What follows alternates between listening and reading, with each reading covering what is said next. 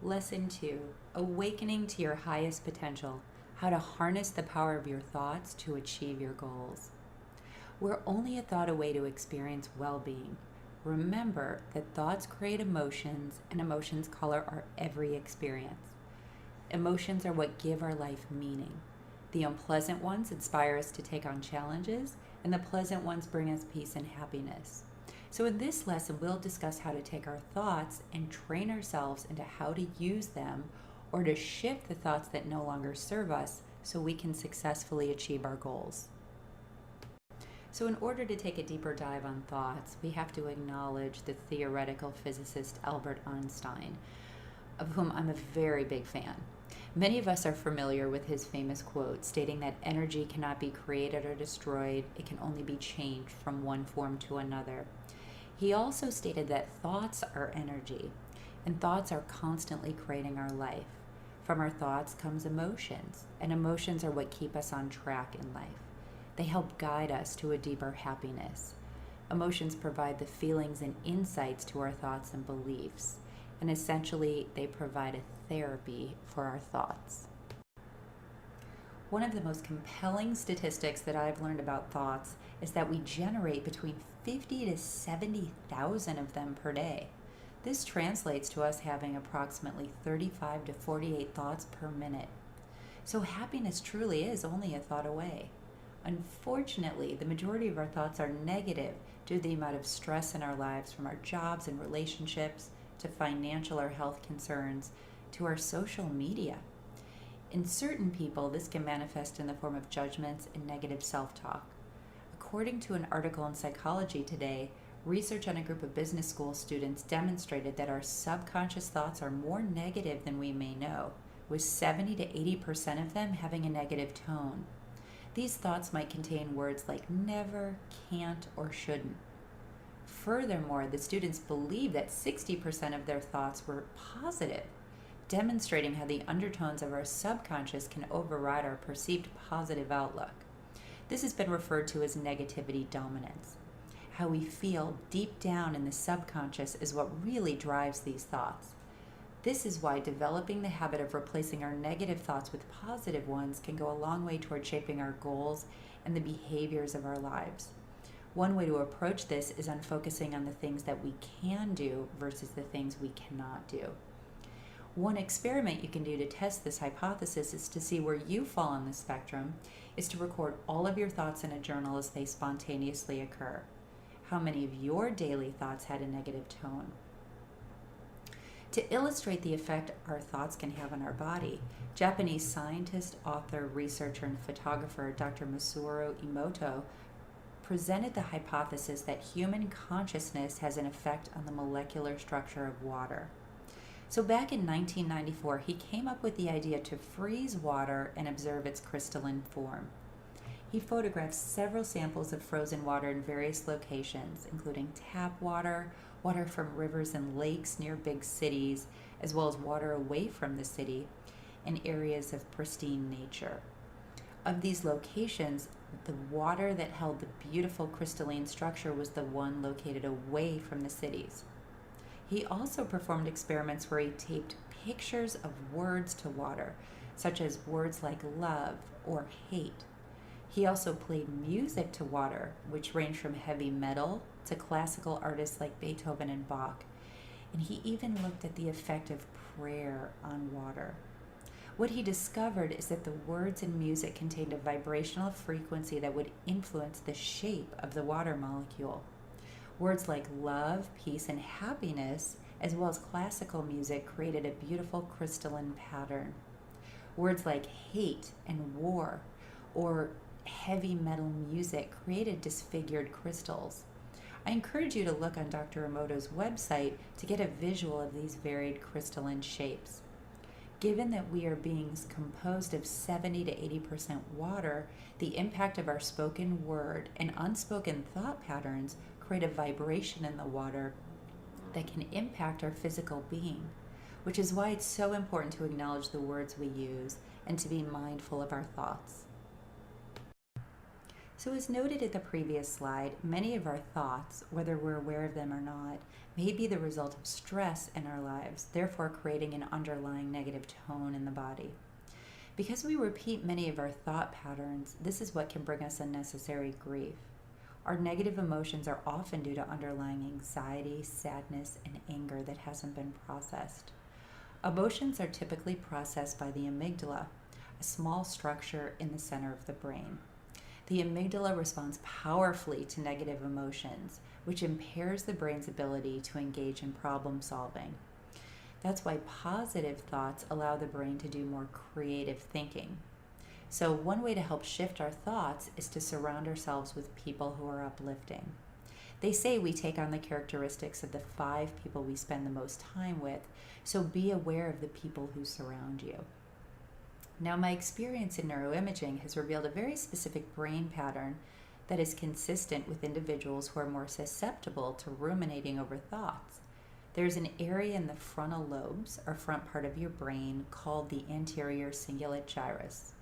Individuals who have elevated activity in this region of the brain tend to get stuck on thoughts and have a difficult time letting them go. So there are a number of ways we can reduce activity in this part of the brain using medications or supplements, and you can even use neurofeedback, which is a non-pharmacological way to modulate brain activity. Alternatively, learning how to meditate and to be more aware of your negative thoughts can be very powerful modulators of dark thoughts. So in reviewing this slide, I think it's important to realize that repetitive dark thoughts are thoughts that bring us grief, fear, anxiety, can impact our mood. 90% of these thoughts originate in the limbic brain. It just arrives spontaneously. So the life of the thought is only as long as you think it. If you allow your thoughts to flow naturally instead of ruminating or holding on to them, a better thought can follow. Regulating our negative self-talk can be transformational in illuminating and elevating our thought patterns. While many people may understand this concept, sometimes we need a coach or professional trained in a specific discipline to guide us through the process. This is a list of different options that you can offer to your client as a way to create new pathways in the brain in support of positive thinking. Cognitive behavioral therapy. This is a short-term, goal-oriented psychotherapy treatment that takes a hands-on, practical approach to problem solving. The goal is to change patterns of thinking or behavior that underlie people's difficulties, which can range from anxiety, depression, post-traumatic stress disorder, obsessive-compulsive disorder, and anger issues. Dialectical behavioral therapy. Dialectical behavioral therapy, or DBT, is a type of cognitive behavioral psychotherapy to help people with mood disorders, traumatic brain injury, eating disorders, and substance abuse. This approach helps people to increase their emotional and cognitive regulation by learning about the triggers that lead to reactive states. Mindfulness practices. This is the psychological process of bringing one's attention to the internal and external experiences occurring in the present moment, which can be developed through meditation. This is a way to reduce depression, anxiety, stress, and helps people to handle emotions as it gives them a healthier sense of self-identity. Mindfulness practices have been shown to create functional and structural changes in the brain. Lifeline Technique. The Lifeline Technique was developed by Dr. Darren Weissman, and it utilizes the capacity of the body to self-heal using a range of approaches and modalities with the objective of harmonizing imbalances and releasing subconscious emotions. This technique enables us to activate the subconscious element of our mind and have a direct influence on our physical and mental health. Hypnotherapy. This is a method that is used to create subconscious change in an individual in the form of new thoughts, responses, attitudes, behaviors, or feelings. In a hypnotized state, we may experience a heightened state of suggestibility and responsiveness. Meditation. This serves as a way to bypass the active mind and connect to our inner wisdom. As one practices focusing on the breath with regularity, this awareness of breath can be extended into awareness of thoughts, feelings, and actions. There are many ways to learn the proper techniques around this discipline, one of which I'm going to discuss in this lesson. One of the most profound insights that I have learned regarding the conscious, subconscious, and unconscious mind is that most of our thoughts originate from the subconscious. While the conscious mind is the seat of rational reasoning and thinking, the subconscious mind is where all of our learnings or behaviors are. The subconscious mind does not differentiate between dreaming and reality, while the conscious mind does. One way to access the subconscious mind is through hypnotherapy. The therapist will guide you into the theta brainwave state, which will allow for a reprogramming of the subconscious thoughts. The unconscious mind is where we have no conscious awareness or control. According to Jungian psychology, the deepest part of our unconscious is our shadow. The psyche is the unconscious. It is important to be at peace with the fact that the themes that come up in our life are there to help us to become more empowered if we're ready to work or to release the limiting beliefs and claim the true happiness living an authentic life where we live our truth. So as mentioned in a previous slide, meditation is a very powerful way to transform our thoughts. So I wanted to share with you a little story about Paramahansa Yogananda, who's pictured here, who came from India and had worked with a spiritual master who shared with him that he was chosen to disseminate the ancient science of Kriya Yoga in America and worldwide.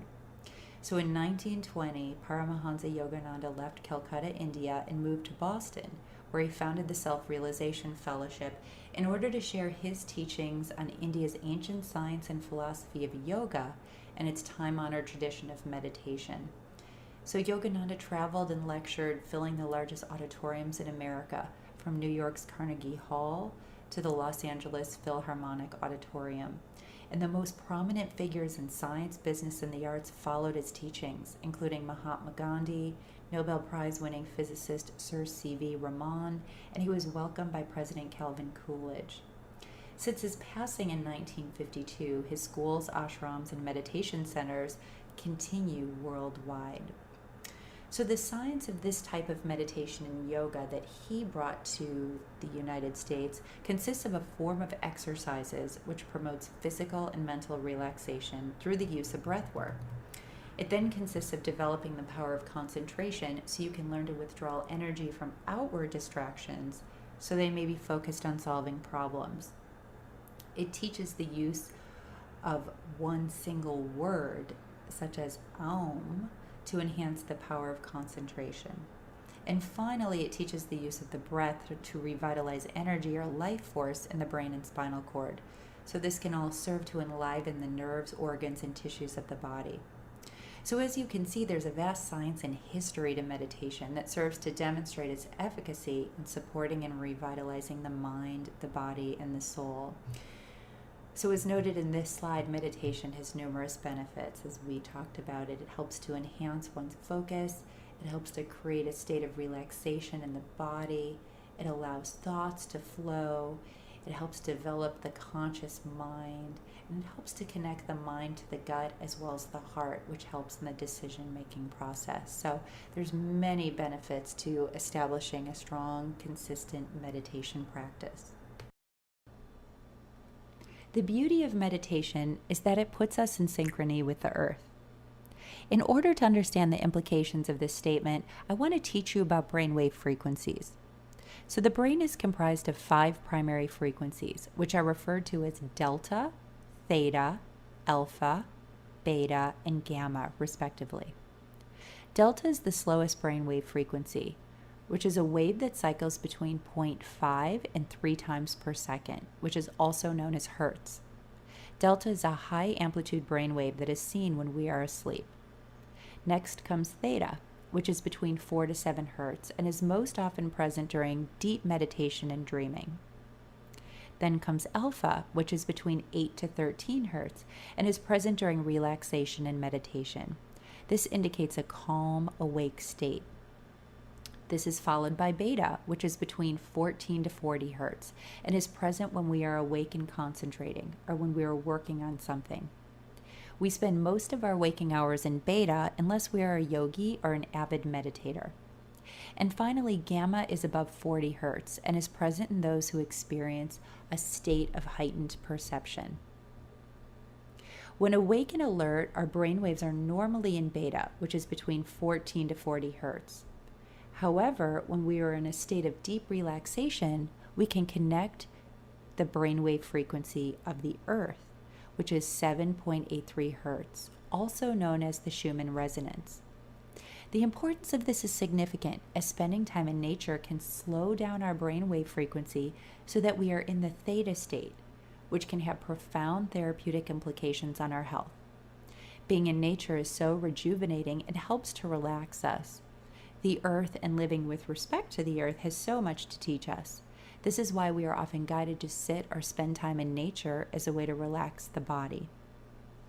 Taking this one step further, there's a movement called grounding, or reconnecting to the Earth's limitless natural healing energy, which is achieved simply by walking barefoot on the Earth as a way to reduce inflammation in the body by reducing free radicals, which is one of the primary causes of aging.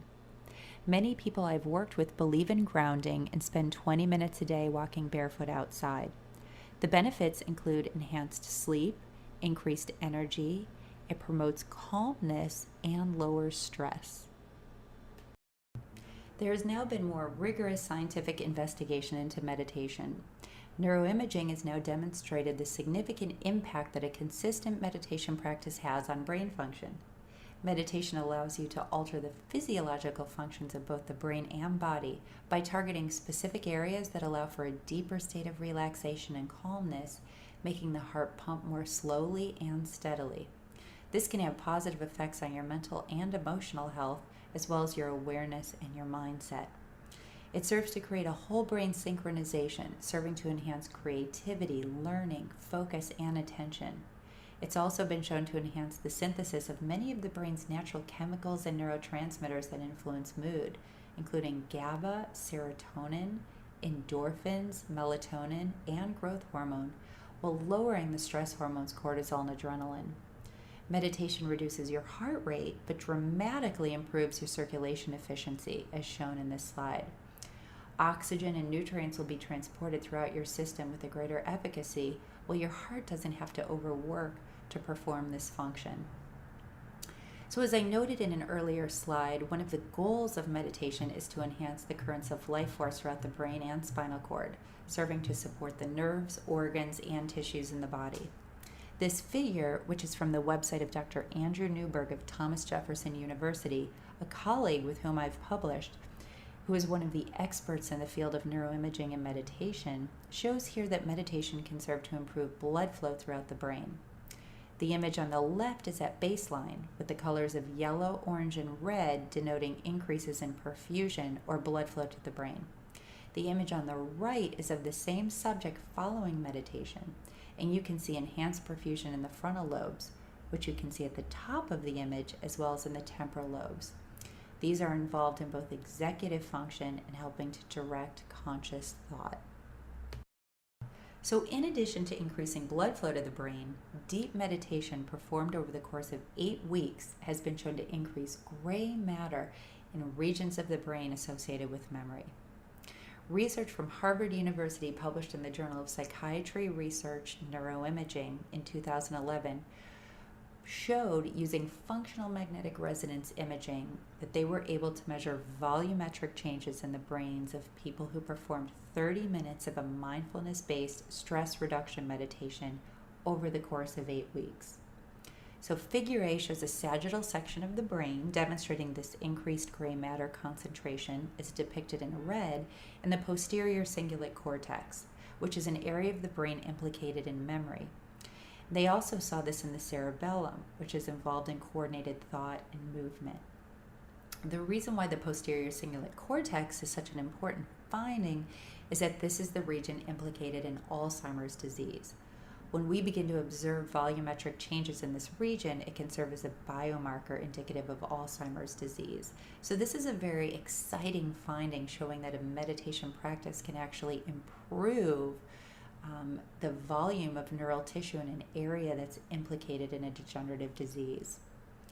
Figure B shows a coronal section of the brain looking from the top down, demonstrating increased gray matter density in the hippocampus, the area of the brain involved in working memory. So taken together, these findings demonstrate that volumetric enhancements in neural tissue that can be attained through engaging in a consistent 30-minute mindfulness meditation practice over the course of 8 weeks. So I've been learning about meditation and employing meditative practices for myself and the patients I've worked with for the past 2 decades. It has been inspiring reading the advances in research, as well as the surge in peer-reviewed articles in the field of neuroscience supporting the brain-based benefits that can be achieved from a consistent meditation practice. I acknowledge that it is not always easy for someone to integrate meditation into their life without having some form of training.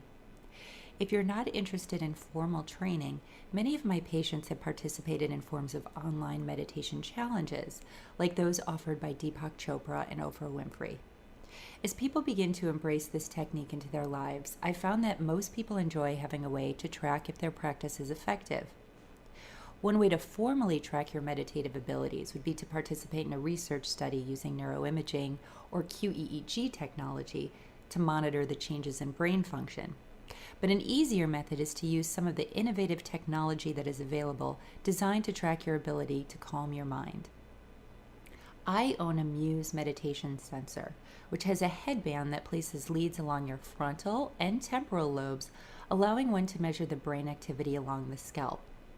This information gets translated in real time to your phone, and you will receive feedback in the form of sounds to inform you on how calm your brain is. When you're in a very calm state, you will hear the sounds of birds chirping. At the end of the session, you will get statistics on what percentage of time your brain was in a calm state, as well as how many bird chirps occurred during the session. For people who are competitive, you can compare your scores from one day to the next.